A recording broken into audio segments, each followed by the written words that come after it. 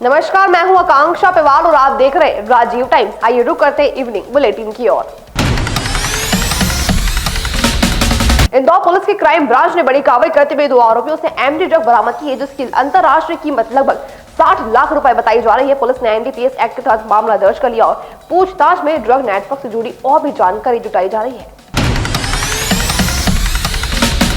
इंदौर की खजराना थाना पुलिस को झपट मारी के 2 आरोपियों को गिरफ्तार करने में बड़ी सफलता हासिल हुई है। आरोपियों के पास से एक स्कूटी और एक मोबाइल फोन जब्त किया गया। गिरफ्तार आरोपी पहले भी कई आपराधिक मामलों में शामिल रह चुके हैं। पुलिस उनसे पूछताछ कर रही है और आने वारदातों की जानकारी भी निकाली जा रही है। इंदौर से जहां जिला प्रशासन द्वारा जब्त किए गए गेहूं और चावल की आज नीलामी प्रक्रिया पूरी कर ली गई। नीलामी में कुल 13 व्यापारियों ने हिस्सा लिया और अपनी बोली लगाकर अनाज खरीदा। चावल की शुरुआती कीमत 2300 रुपए प्रति क्विंटल तय की गई थी, जो बढ़कर 2800 रुपए से भी ऊपर पहुंच गई। वहीं गेहूं की नीलामी भी निर्धारित दर पर की गई। अधिकारियों के मुताबिक ये अनाज जिले के अलग अलग इलाकों से जब्त किया गया था। बेस प्राइस यहाँ हमने चावल की अगर बात की जाए तो 2350 रुपये से स्टार्टिंग की थी, तो लगभग हाँ है ना, वो जाके फिर जो नीलामी में हमारा हाईएस्ट प्राइस गया है वो 2820 रुपये चावल में हमारा गया है। गेहूँ की अभी होना है, गेहूँ की प्रोसेस चल रही है। अभी कमेटी डिसाइड करेगी, जिला स्तरीय कमेटी से 5 लोग बैठे हुए हैं, तो वेयर हाउसिंग से हैं, नान से हैं, तो सभी लोग हैं, तो वो सब उसकी एक बेस प्राइस सैंपल के अकॉर्डिंग डिसाइड करके उसकी भी नीलामी की प्रोसेस अभी चालू होना है। आपातकाल की बरसी पर प्रदेश के मंत्री विश्वास सारंग ने कांग्रेस और नेहरू गांधी परिवार पर तीखा हमला बोला है।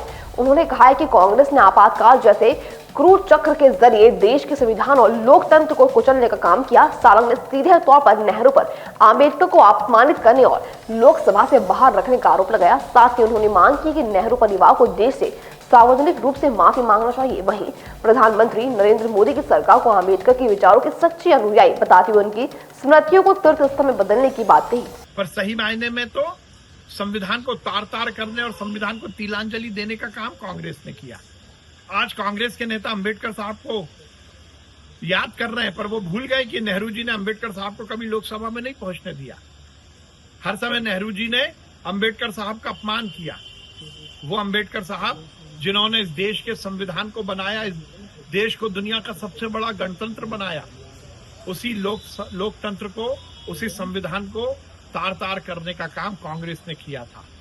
सबसे पहले कांग्रेस अंबेडकर साहब के प्रति माफी मांगे, क्योंकि अंबेडकर साहब को जो अपमानित किया वो नेहरू जी ने ही किया था।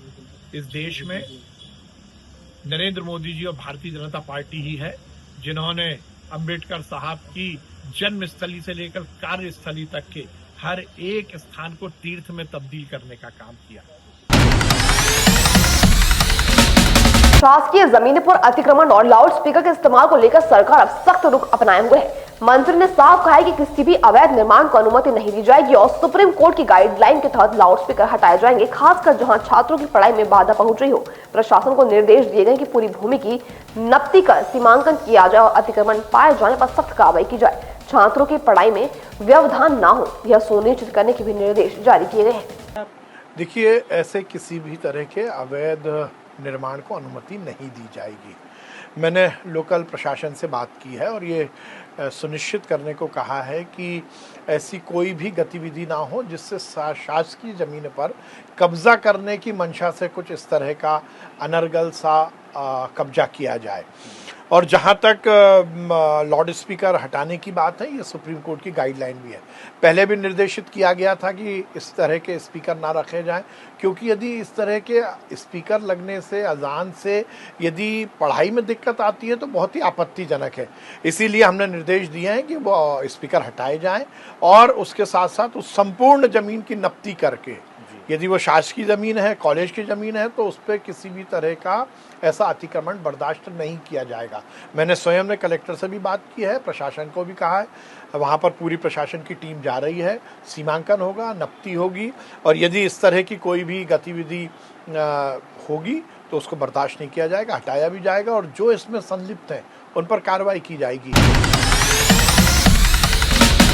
इंदौर के सराफा थाना पुलिस ने गांजा तस्करी के एक बड़े मामले का खुलासा किया है। पुलिस ने 2 आरोपियों को गिरफ्तार किया, जिनके पास से करीब 11 किलो गांजा बरामद किया गया है। एडिशनल डीसीपी के मुताबिक देर रात चेकिंग के दौरान 2 युवक संदिग्ध हालत में दिखाई दिए। जब पुलिस ने उन्हें रोकने की कोशिश की तो दोनों युवक भागने लगे। पुलिस ने तुरंत कार्रवाई करते हुए दोनों को पकड़ लिया। पूछताछ में वे घबरा गए और तलाशी लेने पर दोनों के पास से बोरियों में 11 किलो गांजा जब्त किया गया, जिसकी अनुमानित कीमत करीब 3 लाख रुपए बताई जा रही है। सराफा पुलिस के द्वारा एक गांजे की कार्रवाई की है। सराफा पुलिस को सूचना मिली थी, जब पैदल गश्त के दौरान इनको सूचना मिली थी कि सुनसान इलाके में कुछ लोग खड़े हुए हैं। जब वहाँ गए तो एक बाइक से भागने का प्रयास किया, जिसमें कि घेराबंदी की, जिसमें एक अपाचे गाड़ी थी, उसकी घेराबंदी की। जब उनको पकड़ा गया तो उनके कब्जे से उनके हाथ में 2 कट्टे थे। कट्टे को जब चेक किया गया तो उनके पास वो गांजा था।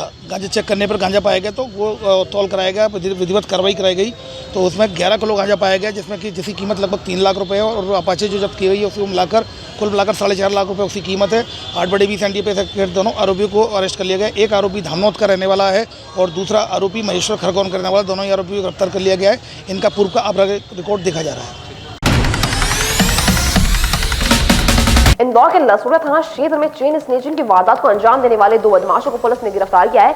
एडिशनल डीसीपी ने जानकारी देते हुए बताया कि ये दोनों सुनसान इलाकों में अकेली महिलाओं को निशाना बनाकर लूटपाट की वारदात को अंजाम दे रहे थे। कुछ दिन पहले मंदिर दर्शन के लिए जा रही एक महिला से 2 बदमाशों ने झपट्टा मारकर उसका मंगलसूत्र लूट लिया था। वारदात के बाद पुलिस ने घटनास्थल के आसपास के सीसीटीवी फुटेज खंगाले और आरोपियों की पहचान की। फिलहाल पुलिस यह पता लगाने की कोशिश कर रही है कि उन्होंने और कितनी वारदातों को अंजाम दिया है।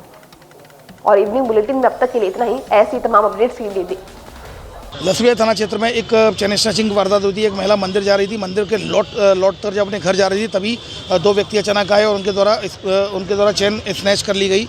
इस पर से लसूड़ा की टीम के द्वारा लगातार मेहनत करते हुए सीसीटीवी फुटेज देखते हुए उन आरोपियों की आइडेंटिफिकेशन की गई। और आइडेंटिफिकेशन करने के बाद एक आरोपी कभी जो हीरानगर का निकला का आइडेंटिफाइड हुआ और दूसरा आरोपी परदेसीपुरा का आइडेंटिफाइड हुआ। तो उसमें जो लूटा हुआ जो मंगलसूत्र था, मंगलसूत्र को जब्त कर लिया गया है।